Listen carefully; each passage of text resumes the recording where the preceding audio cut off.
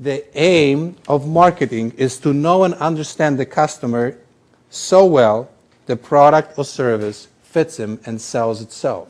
And there are only 4 parts, 4 places where your marketing model can be broken. If you have a problem, your problem is in one of those 4 areas, all right? So you've got this bucket that you put money, time, effort, energy, resources into attracting clients, building your business. I'm talking about attracting clients, but really building your business, right? There are 4 areas where it can be leaking your money and leaking your efforts, and you're not monetizing them as well as you could. Number 1 is lack of visibility. You are a best-kept secret to some of your best clients. They don't know you exist. There can be a myriad of reasons for it. You don't spend enough money on marketing, or you don't market at all right now. One of the funniest things, bless you, I hear business owners say, it's like, man, I know we've got to market, but I just want to get some business first, and then once the business is going, we'll start marketing. What kind of backwards thinking is that? Where did you come up with that idea? Would you just listen to what you said again?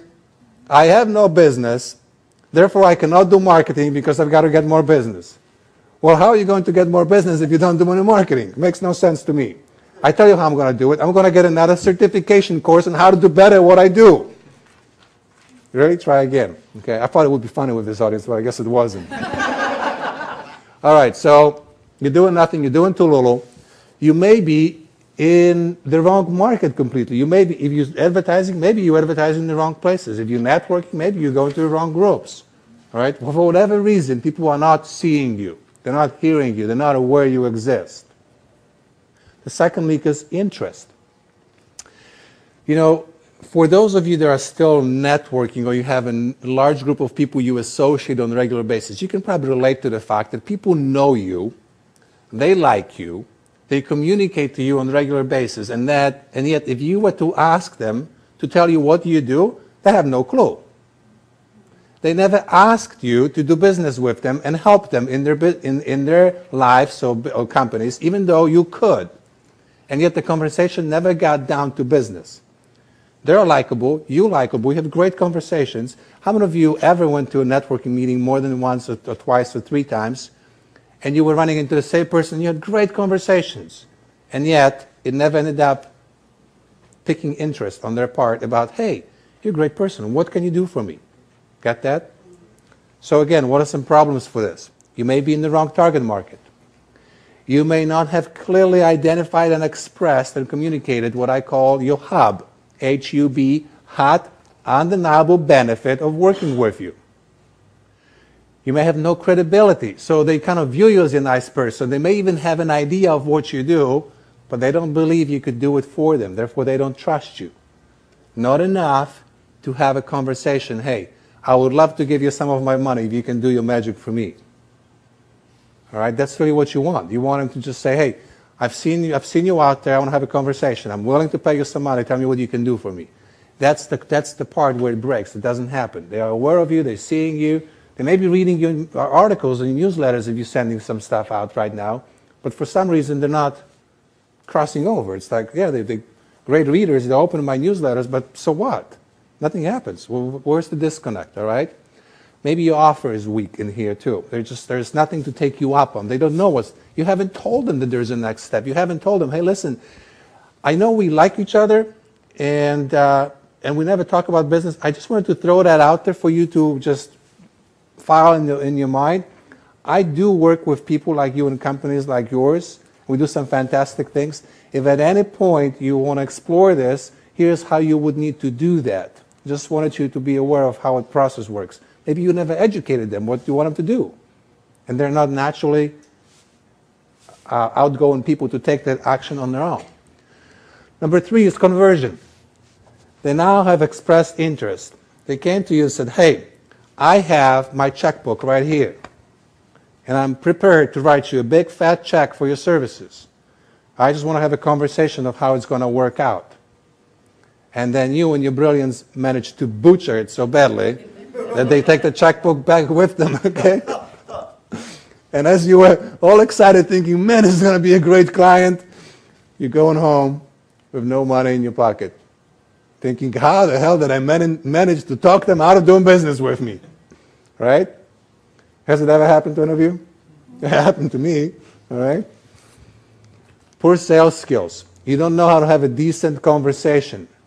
You just, what I call, show up and throw up. Okay? Just like, whoa, let me tell you all there is to know. And then 2 hours later they go, oh, okay, I think I'm done. All right? I don't think I need to be working with you anymore. Low perceived value versus high perceived risk. What's your offer to take you up on something? Bad pricing strategy. Some of the biggest breakthroughs I created for some of my clients is I told them to double the prices. I looked at what they were doing. I said, everything else is cool.